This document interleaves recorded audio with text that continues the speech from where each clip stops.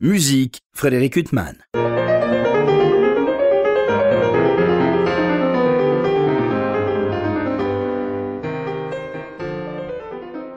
Bonjour, Frédéric Huttman au micro, j'ai le plaisir de vous retrouver pour un nouvel entretien. Aujourd'hui, j'ai l'immense plaisir de recevoir Victor Julien Laferrière. Bonjour. Bonjour. J'ai eu l'occasion de vous recevoir à quelques reprises, toujours avec un immense plaisir, et c'était pour parler beaucoup de musique de chambre. Et là, on va parler beaucoup d'orchestre, puisque vous avez constitué en 2019 un orchestre, Consuelo, inspiré du roman éponyme de George Sand. C'est quoi? C'est une passion, George Sand? Et tout simplement un coup de cœur pour le roman que j'ai découvert à 16, 17, 18 ans, quelque chose comme ça, et qui m'a fasciné parce que je lisais beaucoup de romans de cette période-là, et donc j'avais remarqué que c'était une anomalie dans le fait qu'elle focalise son roman sur la musique et sur le monde musical de son époque. Et donc ça m'a beaucoup intéressé à l'époque. Je me suis souvenu de ça quelques années après. Et donc l'orchestre, vous avez décidé, pourquoi? Parce que vous aviez eu en 2017 le prix Reine-Élisabeth de violoncelle qui vous a, enfin vous avez déjà une notoriété, mais qui vous a révélé encore plus un certain nombre de choses qui vous ont mis sous les feux de la rampe. Et puis vous avez décidé, c'était quoi? C'est un vœu de toujours de diriger l'orchestre? En fait, exactement. Avant de me passionner pour le violoncelle, je voulais vraiment être chef d'orchestre. C'était ma première passion, l'orchestre sous toutes ses formes, en fait, d'une certaine manière. J'étais clarinettiste et violoncelliste. Oui. Entre l'âge, on va dire, j'ai commencé la clarinette à 4 ans. J'ai arrêté quand j'avais 12 ans, mais du coup, ça m'a permis de faire quelques stages d'orchestre aussi dans cette position-là, de clarinettiste. Et c'est un rôle très différent du violoncelle. Et c'est vrai que mes premiers professeurs, à l'époque, c'était assez clair, en tout cas dans nos rapports. Peut-être qu'ils se souviendraient encore maintenant qu'ils râlaient de mon manque d'attention au violoncelle ou de précision, ou plutôt dans mon apprentissage du violoncelle, parce que j'étais souvent un petit peu plus intéressé ou attiré par la direction d'orchestre. Et vous aviez fait du violoncelle dans l'orchestre, Victor Julien Laferrière? Ah oui, absolument. C'est l'une des grandes joies du violoncelle, c'est qu'on puisse justement être tour à tour basse continue ou au sein des grandes masses orchestrales, et puis ensuite, évidemment, avec notre magnifique répertoire soliste également. Alors moi, je vous ai connu surtout comme chambriste, avec notamment le trio Les Esprits, aux côtés d'Adam Laloum et Missa Yang. Vous avez enregistré des disques, notamment Brahms. Alors Brahms, c'est vraiment... j'allais utiliser le mot idole, mais comment on peut le qualifier pour vous, Brahms? Enfin, c'est vrai que Brahms, c'est le violoncelle, et vous avez fait des beaux cadeaux. Mais en fait, c'est ce genre de situation où on se rend compte presque après coup que c'est un compositeur qui nous suit, auquel on s'est attelé très très souvent dans plein de rôles différents là aussi. Et c'est vrai qu'il y a une dizaine d'années, un peu moins d'une dizaine, il y a 7 ou 8 ans, j'avais organisé comme ça une intégrale de la musique de chambre de Brahms sur 3 week-ends dans ma ville natale de Montreuil. Avec plein d'amis, où je tenais toutes les parties de violoncelle. Il y a 24 pièces qui comportent 24 chefs-d'œuvre. C'était avec Pierre Fouchonneret, et on avait fait ça tous les deux, on avait porté cette intégrale-là. Et d'une certaine manière, en souriant, je me dis toujours que je vais essayer de compléter l'intégrale sur une échelle plus grande, en incluant tout ce à quoi je peux avoir accès. Donc là, évidemment, je ne vais pas me mettre à chanter les leaders, mais en tout cas, que ce soit à l'intérieur de l'orchestre ou à la tête d'un orchestre, que ce soit à la musique de chambre, les concertos, enfin tout ce que je pourrais, tout ce à quoi je pourrais avoir accès, je ne veux rien me refuser. Et même les transcriptions, s'il faut en passer par là. Oui, il y a des transcriptions de leaders. Mais surtout, il y a la première sonate pour violon que Brahms lui-même a transcrite pour violoncelle et piano. Il y a certaines choses comme ça. Peut-être le trio avec corps, j'ai ça dans un coin de ma tête aussi. Je pourrais peut-être m'y atteler. Mais c'est vrai que quand on réfléchit à Brahms au violoncelle, bon, non seulement les 2 sonates pour violoncelle et piano, mais même le début du premier trio, enfin il y a tellement de choses sublimes, ou même le 3e quatuor avec piano, enfin oui. Passage au violoncelle. Si vous ajoutez le début du 2e mouvement de la 2e symphonie, par exemple, c'est ce thème emblématique, ou le 3e mouvement de la 3e symphonie. Enfin, il y a aussi dans sa musique orchestrale, il fait la part belle au violoncelle énormément. Mais en général, pour beaucoup d'instruments, Brahms a écrit des œuvres qui sont, on pourrait presque considérer d'une certaine manière que c'est la quintessence de notre instrument, quoi, d'une certaine manière. Et je pense que ça fait ça pour pas mal d'instruments différents. Donc il avait une manière aussi de comprendre comment tirer des choses incroyables de chaque instrument. Sans compter son concerto pour violon et violoncelle. Voilà. Il y en a d'autres, des concertos pour violon et violoncelle d'ailleurs. En vous parlant, je réfléchis. Il y en a d'autres Victor, de cette importance, pas forcément. Mais oui, figurez-vous qu'il y en a déjà sous Vivaldi.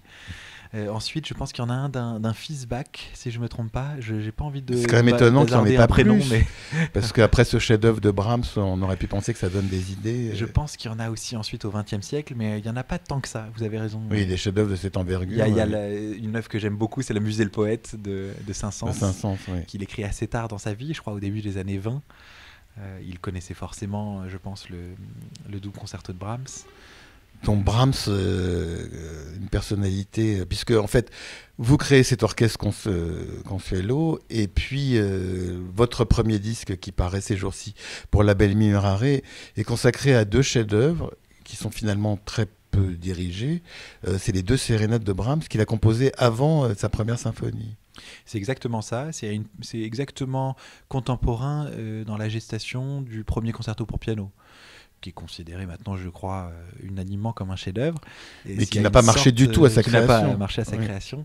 C'est une sorte, à mes yeux, d'anomalie totale que les 2 sérénades ne soient pas mieux considérées, même si donc elles sont très très différentes, les 2 entre elles. La première a eu une gestation compliquée, c'est-à-dire qu'elle a probablement vu le jour sous une forme pratiquement de musique de chambre. On parle peut-être d'une forme de nonette, ou en tout cas d'un tout petit orchestre, entre 10 et 20 musiciens éventuellement, avant ensuite à la fois dans le nombre de mouvements, dans l'équilibre des mouvements, elle a connu plein d'étapes successives avant d'arriver à la forme actuelle. Et la deuxième a été vraiment conçue telle qu'on la connaît maintenant, c'est-à-dire dans une forme un tout petit peu plus peut-être équilibrée, avec seulement 5 mouvements contre 6 dans la première sérénade, et par contre avec une originalité incroyable dans l'instrumentation, puisque c'est un orchestre un peu plus réduit pour la seconde sérénade, où Brahms se passe des violons. Il se passe également de la timbale et des trompettes, mais c'est vrai que la plus grande différence, la chose la plus étonnante quand on voit arriver l'orchestre sur scène, c'est qu'on ne voit pas le pupitre de violon.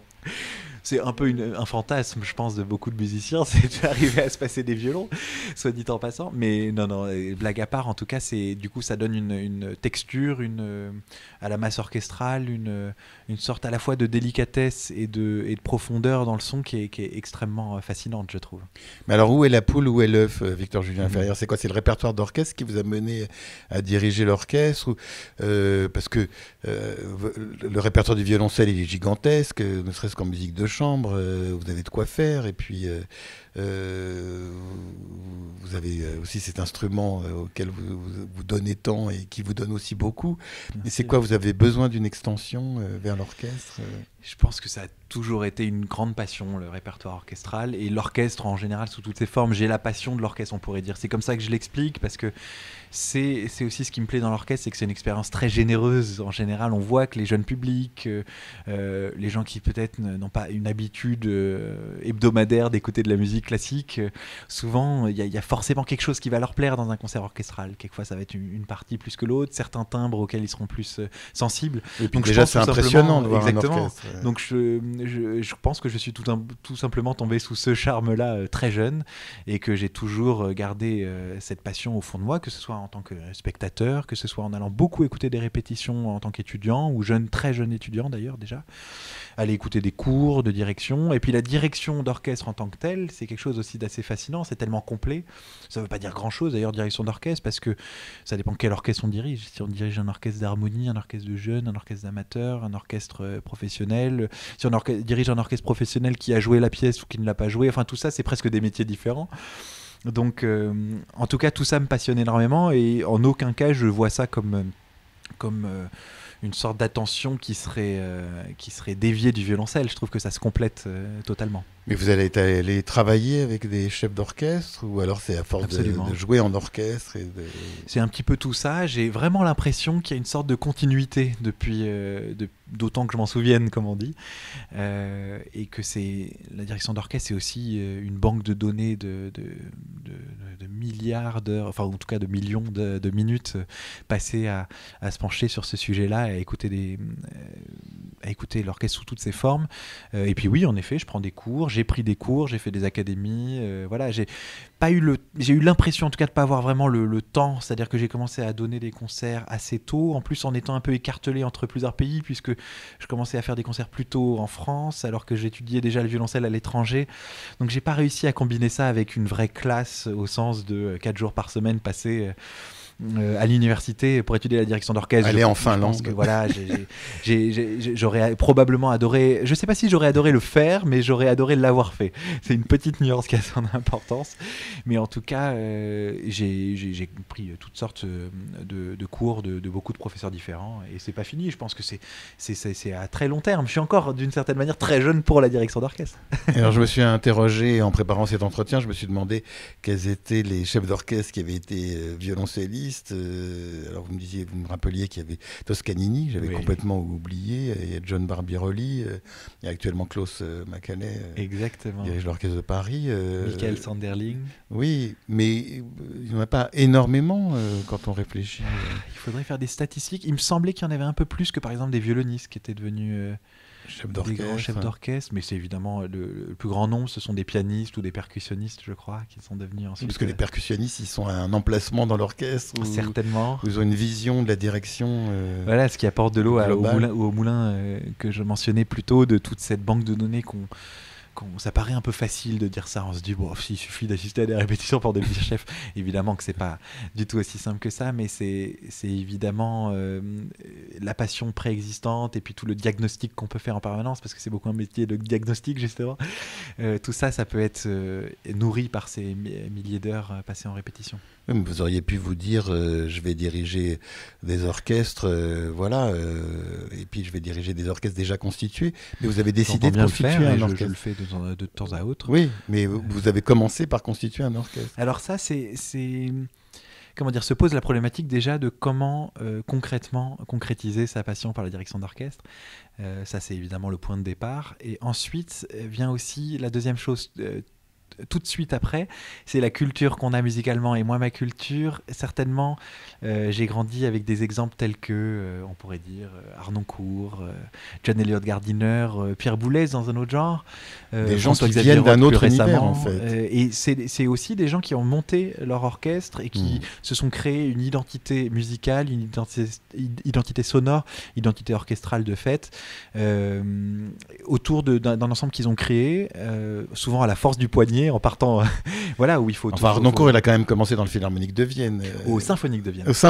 Philharmonique. Excusez-moi pour cet égarement. Il a créé le Concertus, oui, qui, pour le coup, alors là, en plus, à une période où je pense vraiment pas qu'il ait profité d'un quelconque vent dans la poupe. Oui, tout à fait. Oui, à l'époque, c'était assez mal vu. Ces instruments d'époque quand il a commencé. Exactement. Et en fait, c'est cette idée de mettre les choses dans l'ordre. Donc lui, par exemple, pour prendre Harnoncourt, j'avais toujours été fasciné par son parcours qui a commencé dans les bibliothèques, par la recherche, ensuite à vouloir mettre en musique cette recherche, à concrétiser sa recherche. Et je trouve qu'il y a quelque chose de très sain là-dedans. Et que ce soit François-Xavier Roth plus récemment ou d'autres, ou Pierre Boulez, j'imagine, au domaine musical et ensuite à l'intercontemporain, c'est des démarches que je trouve particulièrement saines. Et alors vous, au niveau du répertoire, donc là vous commencez avec cet enregistrement des 2 sérénades de Brahms, des œuvres qu'on entend peu. On parlait hors micro des enregistrements, c'est pas foisonnant. Il y a pour du Brahms, non. Oui, il y a Claudio Abbado, István Kertész, voilà. Mais c'est pas... Alors, c'est formidable, mais il n'y en a pas énormément. Ricardo Chailly au Gewandhaus de Leipzig. Ah oui, c'est beau aussi. Elles existent, ces versions existent et il y en a tout de même quelques-unes. Oui, mais enfin, il y en a par rapport aux symphonies, c'est quand même pas... Oui, je plaiderai pas l'œuvre inconnue totalement, mais c'est sûr que c'est très difficile de comprendre des œuvres qu'on peut déjà qualifier d'une première maturité de Brahms, qui lui tenait très à cœur, puisqu'il a ensuite supervisé des éditions des années après, alors qu'on sait qu'il a détruit beaucoup de ses œuvres ou qu'il en a mises sur la touche, mais il les a reprogrammés dans des concerts viennois, quelquefois des années après leur création. Il a supervisé dans les moindres détails les éditions successives. Il a remanié aussi, par exemple, la deuxième sérénade, comme il l'a fait pour d'autres de ses œuvres importantes plus tard. Donc je pense que dans le cas d'un compositeur comme Brahms, ça me paraît totalement une anomalie de ne pas lui faire confiance sur ce coup-là et de les juger trop vite en besogne, parce que faut pas s'y tromper, c'est je pense des grands chefs-d'œuvre. Ouais. Alors vous donnerez ces deux œuvres dans le cas notamment des Folles Journées de Nantes. Alors il y aura la première sérénade qui sera donnée lors d'un unique concert, enfin d'un concert qui remplit le concert, et la deuxième sera donnée avec le 27e concerto de Mozart avec Anne Kefelec. Alors là pour le coup les cordes, les violons se vengent, parce que le 27e concerto de Mozart c'est tellement sublime ce qui se passe avec les violons. Absolument, et ça me plaît énormément de confronter ces deux œuvres-là. Ça va être très très intéressant, je pense. C'est une œuvre que vous avez déjà dirigée, le 27e concerto de Mozart? Pas encore. Au moment du concert à Nantes, je l'aurais fait quelques jours avant à Annecy, au festival Variations Classiques, mais je n'ai pas encore eu le bonheur de le diriger, ni même de jouer dans l'orchestre. Je l'avais découvert par Adam Laloum quand on avait le trio Les Esprits ensemble et qu'il l'avait joué pour les premières fois, et voilà, j'étais évidemment tombé fou de cette pièce. C'est bouleversant ce concerto, pas seulement parce que c'est le dernier concerto pour piano de Mozart, mais il y a un frémissement, enfin quelque chose de très touchant, une intimité dans ce concerto. Exactement. Qu'il y a dans peu d'œuvres concertantes. Enfin, on doit être sur des œufs quand on dirige cette œuvre. Mais alors vous aurez, à l'occasion des Folles Journées de Nantes, parce qu'on discutait aussi hors micro des musiciens qui constituent cet orchestre Consuelo, qui sont en général des chambristes aguerris. Là, vous aurez comme premier violon Fanny Robillard. Voilà. Il y a un mélange en effet de chambristes qui sont membres de quatuors, quintets, trios constitués, et ces ensembles dont ils font partie, qu'ils ont souvent créés, avec lesquels ils ont gagné des prix internationaux, sont on va dire leur attache de base, et ce autour de quoi ils organisent leur vie musicale. Et donc ça, pour moi c'est un grand bonheur ensemble de faire de la musique symphonique, parce qu'ils font pas ça chaque semaine, et donc ils ont un regard frais et une envie intacte de s'y atteler.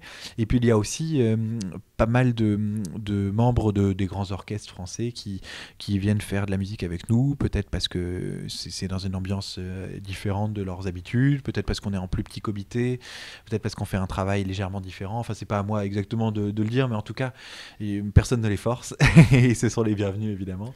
Donc il y a un mélange entre les deux. Ce qui nous réunit, c'est évidemment avant tout l'envie de faire de la musique ensemble, de faire ce répertoire-là. Oui, mais c'est ça. Mais alors la relation que vous avez avec eux, c'est pas la relation que peut avoir un chef d'orchestre qui vient devant un orchestre symphonique qu'il ne connaît pas. Là, c'est des musiciens que vous avez réunis, que vous avez choisis, voilà, c'est ça, c'est ce qui change, qui ont choisi de venir, qui le font parce que eux aussi ils sont intéressés par ce répertoire orchestral, j'imagine. Oui.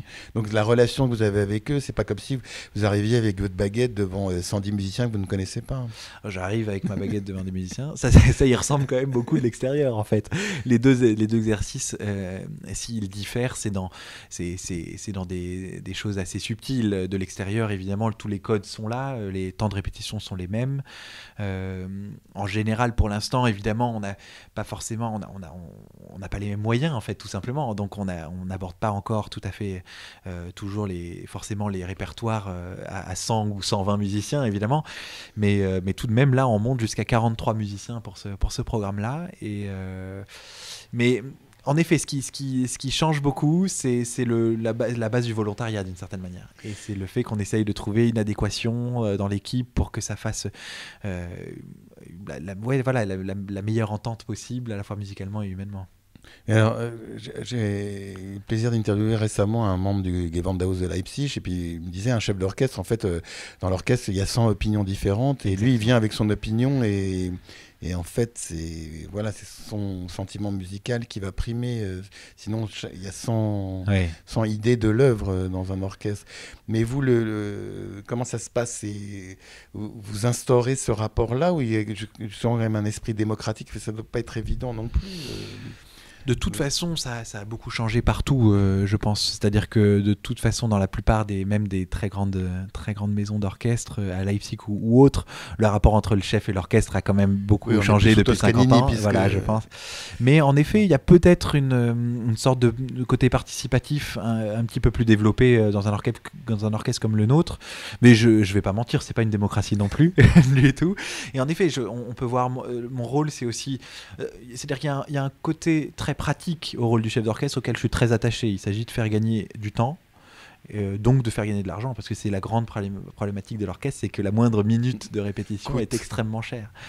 Donc déjà, il y a un côté très pratique comme ça. Et puis ensuite, il faut, comme dans toute position de leadership, prendre un nombre de décisions incroyables. Depuis la disposition des violoncelles, le recrutement évidemment, les programmes, combien de temps on aura besoin pour chaque pièce en répétition. Enfin, il y a la somme des choses qu'il faut décider et sans fin d'une certaine manière. Et ensuite, il y a tout le côté essayer d'amener à l'orchestre une conception cohérente de l'œuvre, avoir passer un temps infini avec l'œuvre pour pouvoir ensuite être force de proposition et du coup fédérer de cette manière. En tout cas, c'est comme ça que je vois les choses, c'est fédérer autour d'une conception. Et vous, Victor, quand votre carrière était entièrement dévolue au violoncelle, vous baladiez avec des partitions d'orchestre que vous lisiez comme ça dans l'avion quand vous alliez donner des concerts ou... Oui, je pense que j'ai toujours gardé ce rapport-là, mais c'est-à-dire que c'est un petit peu des deux. C'est à la fois quand je faisais pas encore de direction d'orchestre, j'avais aussi ce rapport avec les partitions, mais c'est aussi pour ça que j'ai été attiré par la direction d'orchestre et par le fait de concrétiser cette passion. C'est aussi pour passer encore plus de temps avec les partitions d'orchestre et m'y plonger d'autant plus. Mais est-ce que ça change votre relation avec les chefs d'orchestre justement quand vous jouez en concerto? Est-ce que maintenant le fait que vous soyez vous-même chef d'orchestre, vous avez décidé d'une certaine manière, oui. Je ne sais pas si ça change encore fondamentalement, mais on verra dans le futur. Pour l'instant, dernièrement, par exemple, je me suis rendu compte que j'intervenais beaucoup en concerto et que ça devait être fatigant pour le chef, par exemple, parce que j'ai remarqué évidemment moi-même ayant dirigé des solistes que c'est subtil entre le rapport que le chef a avec l'orchestre, l'apport du soliste, le fait de éventuellement pas contredire le chef, on le voit jamais comme ça, mais ça peut être tout de suite vécu un petit peu comme ça par le chef. Enfin tout ça, je me suis dit que je devais pas être un soliste si facile que ça à certains moments. Et non, à propos de soliste, alors entre deux concerts à Nantes, vous allez diriger un concert à Gstaad avec un autre immense violoncelliste qui est Steven Easterlis. C'est quelqu'un, il a été votre maître ou pas du tout? Non, figurez-vous que je l'ai jamais rencontré, mais c'est un immense musicien, immense pédagogue aussi. Je pensais qu'en raison des différences de génération, c'était quelqu'un, ça avait été... Ça aurait pu, et ça aurait peut-être dû, mais en tout cas, ça ne s'est jamais fait. Enfin, ça va, vous êtes bien loti de ce côté-là, on va en parler. C'est vrai.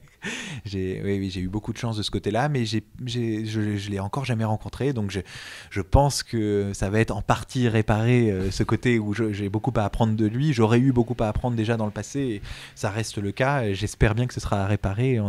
On peut apprendre de chaque situation et de chaque collaboration, et voilà, j'espère que ce sera le cas. Donc ça va être un concerto de Haydn. Oui. Donc ça c'est une œuvre que j'imagine vous avez beaucoup joué vous. C'était un concept de Renaud Capuçon qui dirige le festival, qui trouvait ça intéressant d'inviter un jeune violoncelliste qui devient chef d'orchestre pour diriger un grand maître du violoncelle, voilà, avec lequel il sait que le jeune violoncelliste a probablement grandi avec les enregistrements du grand maître, et c'est exactement ce qui s'est passé. Alors à propos de grands maîtres, vous avez eu deux grands maîtres, notamment Heinrich Schiff et Clemens Hagen, voilà. Qui sont aussi deux immenses violoncellistes et deux immenses chambristes, oui. mais très très différents. Et pourquoi Absolument. vous êtes allé chercher leur enseignement en particulier? Je pense qu'avec Heinrich Schiff, c'est-à-dire que j'étais pas forcément conscient de tout en amont d'aller chez lui, mais c'est vrai que je pense qu'à posteriori, je me rends compte que c'était une figure absolument parfaite pour s'entendre d'une certaine manière avec l'adolescent que j'étais ou le jeune étudiant que j'étais. Je l'ai rencontré quand j'avais 18 ans, je pense. Et c'est sûr qu'il était chef d'orchestre lui-même. Il était pour sa génération, plutôt extrêmement intéressé, presque tourné vers le monde du baroque. Il avait joué avec Harnoncourt, il avait enregistré avec Todd Koopman, il avait joué beaucoup sur cordes en boyau également, et en même temps il avait créé tellement de pièces de compositeurs de sa génération. Donc oui, voilà. On se souvient d'enregistrements légendaires avec le Quatuor Berg. Exactement, et tout ça en ayant une sorte d'éthique de la discipline et du travail de violoncelle qui était microscopique, qui allait dans les moindres détails. Donc je pense que tout ça faisait une sorte d'alliage et de mélange qui était presque... moi, j'avais jamais rencontré ça nulle part, j'ai jamais rencontré ça nulle part depuis. Et c'était fascinant et ça a été génial. Et Clemens Hagen aussi, immense Clemens Hagen, c'était un ancien élève de Heinrich Schiff. Donc ça c'était très intéressant parce que je suis allé chez Clemens Hagen après avoir étudié pendant longtemps avec Heinrich Schiff. Donc d'une certaine manière c'était une personne qui pouvait comprendre ce que c'était que de sortir de ces études-là avec un prof aussi marquant, aussi complet que Heinrich Schiff. Et avec certainement une parenté dans la culture musicale, une parenté dans la manière d'envisager la musique et le violoncelle, mais quand même tellement de différences humainement avec Heinrich Schiff que l'enseignement n'avait rien à voir d'une certaine manière. Alors, on parlait du fait que vous êtes violoncelliste et chef d'orchestre, et puis du fait que des musiciens, pianistes, percussionnistes ou autres deviennent chefs d'orchestre. Qu'est-ce que ça change ? Est-ce que ça change le son d'un orchestre ? L'instrument, d'où vient le chef ? Alors peut-être que ma question elle est trop vaste ou... Non, mais alors c'est surtout que je n'ai pas d'opinion tranchée sur le sujet et qu'il faudrait, il n'y a qu'une manière de s'en rendre compte, il faudrait faire un test incroyable d'écoute à l'aveugle sans savoir qui on écoute et comment, pour se rendre un petit peu compte. J'avoue que un instrumentiste à cordes ça change rien au niveau du son ou de l'orchestre Je pense que dans la manière de faire travailler l'orchestre, ça va forcément changer des choses. C'est tellement vaste. Non, mais j'avoue que je ne saurais pas vous dire. À part évidemment des choses évidentes, qui est qu'on connaît mieux tel ou tel instrument, certainement on a une oreille qui est plus tournée vers telle ou telle section de l'orchestre, je pense, qu'on le veuille ou non. Au-delà de ça, si vraiment ça change réellement en fonction de l'instrument de départ, je ne peux pas vous dire. Et donc, on parlait des sérénades de Brahms, qu'on sera très heureux de vous écouter diriger aux côtés de cet orchestre Consuelo. Et vous avez des fantasmes d'œuvres orchestrales ou alors c'est encore trop tôt pour en parler? Non, mais il y en a tellement. C'est surtout le gros problème, c'est surtout ça. C'est que entre l'intégralité des poèmes symphoniques de Strauss, les 10 symphonies de Mahler et le Chant de la Terre, et en passant par toute la période romantique et ensuite Bartók, etc. Enfin, la question, c'est juste de savoir combien de compositeurs et de grands œuvres je pourrais vous citer en un minimum de temps, mais c'est à peu près le seul challenge, parce que sinon, le nombre de fantasmes est presque indécent. Mais là, on parlait de ce répertoire d'orchestre, mais je trouve s'il y a un grief que je peux faire aux orchestres qu'on entend en France, c'est que par exemple les symphonies de Haydn ou tous ces compositeurs qui ont un tel legs classique, on les entend peu finalement. Mais oui. On a l'impression que les orchestres veulent rentabiliser le nombre de musiciens et nous mettre ce qu'on est très heureux d'écouter, des symphonies de Mahler ou de Richard Strauss, mais on a besoin aussi de ce répertoire classique. Est-ce qu'un orchestre comme le vôtre va vous permettre justement d'aborder ce répertoire qu'on entend moins dans les grandes institutions? Je l'espère absolument. Il y a un écueil probablement qui explique un tout petit peu le constat que vous venez de faire et qui sera probablement aussi à ce stade un écueil un tout petit peu peut-être pour nous, c'est la spécialisation avec les instruments anciens. Donc maintenant, il y a peut-être de fait, et malheureusement c'est pas forcément notre intention, mais il y a de fait quelquefois des chasses gardées qui se créent, notamment parce que par exemple, moi je suis certainement en plein dans ces contradictions, c'est-à-dire que j'adore aborder ce répertoire au concert, mais je n'envisagerai pas d'enregistrer ce répertoire sur cordes modernes par exemple. J'ai trop grandi avec les cordes en boyau, je mentionnais ça. Une sœur en plus qui est une grande violoniste qui joue la musique baroque. Mais oui, et c'est vrai que par exemple, oui, je pense que ça doit se passer comme ça pour pas mal de chefs d'orchestre ou de musiciens. Maintenant, on est dans une position un tout petit peu inconfortable où on aimerait s'y atteler. Et puis en même temps, on a bien conscience qu'on aime énormément les cordes en boyau. C'est pas facile d'avoir un orchestre qui fait les deux, qui fait tout. C'est le cas des siècles ou d'autres orchestres de ce type, mais c'est pas si facile en général de combiner tout ça. Oui, mais enfin, quand on entend une symphonie de Haydn jouer sur des instruments qui ne sont pas des instruments d'époque, on est heureux aussi. Mais oui, absolument, Enfin, je complètement. pense que Bach au piano nous rend aussi heureux que Bach au clavecin. Oui, Enfin, je veux pas m'égarer Non, sur non, un non. terrain où Non, mais peut-être mouvant. absolument. C'est que évidemment en orchestre, on doit souvent créer des projets assez, comment dire, avec une certaine vision à long terme pour plein de raisons différentes, soit parce que l'économie fait qu'on est de l'orchestre, fait que c'est pas très poétique ce que je dis, mais on est obligé de mutualiser les projets pour essayer de faire un programme plusieurs fois, etc. Donc, d'une certaine manière, tout ça rentre en compte, en ligne de compte. Et quand vous faites venir, par exemple, c'est très spécifique. Les symphonies de Haydn, très souvent, vous avez 2 corps de hautbois, quelques vents, mais c'est pas forcément énorme. Dans ce cas-là, vous avez pas beaucoup de choix entre faire tout un programme Haydn, mais si vous voulez faire un programme combiné, vous allez avoir forcément beaucoup de musiciens qui ne joueront pas une partie programme. Enfin, il y a plein de choses comme ça.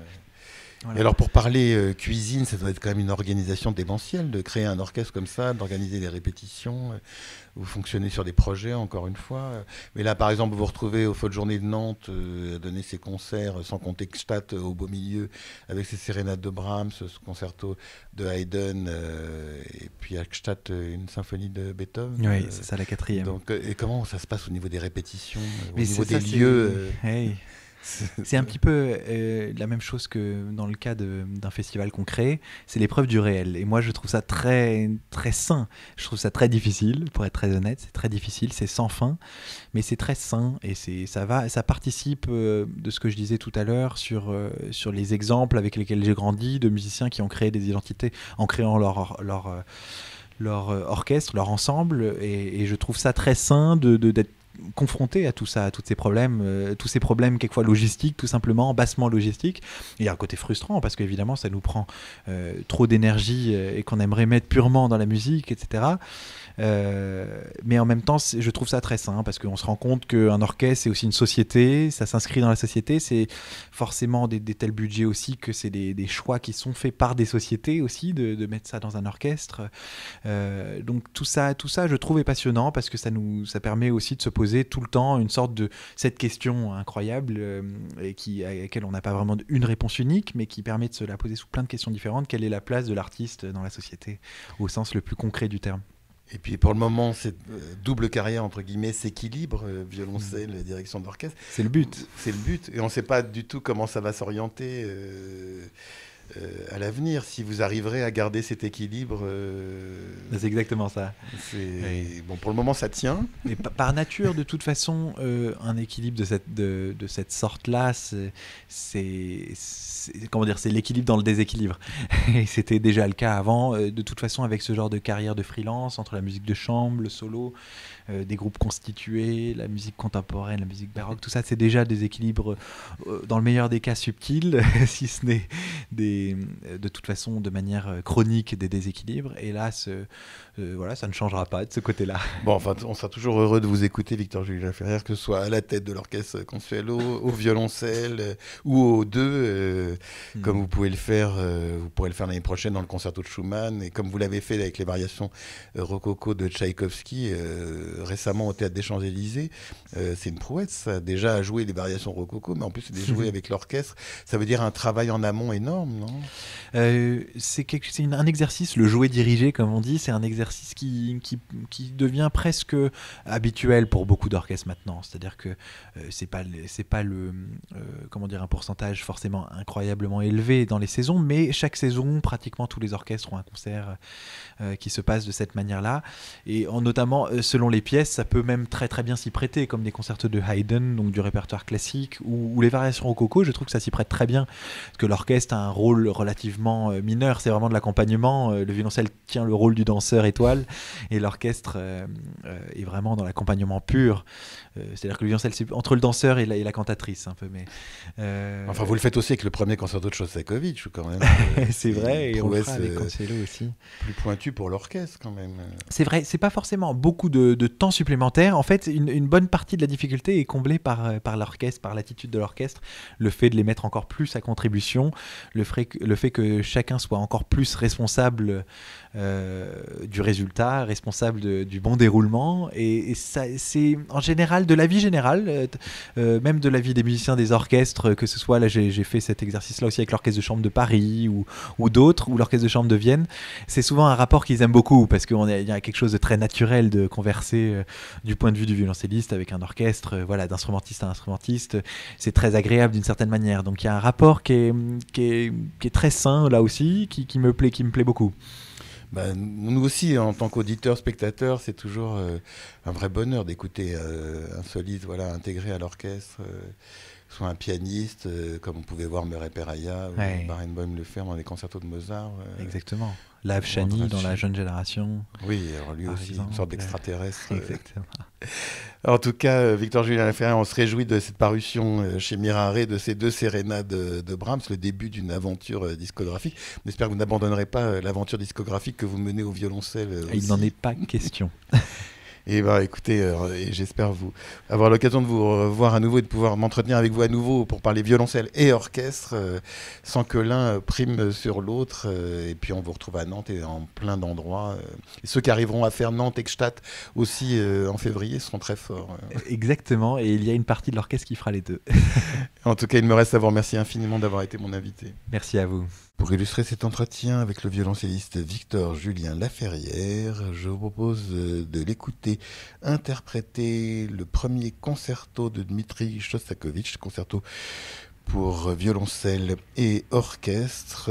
Il est ici aux côtés de l'Orchestre Philharmonique de Bruxelles, sous la direction de Stéphane Denève. C'est avec cette œuvre notamment qu'il a gagné en 2017 le premier prix au concours international Reine-Élisabeth. Je vous souhaite une très belle écoute de cet enregistrement live et une bonne fin de soirée sur RCJ.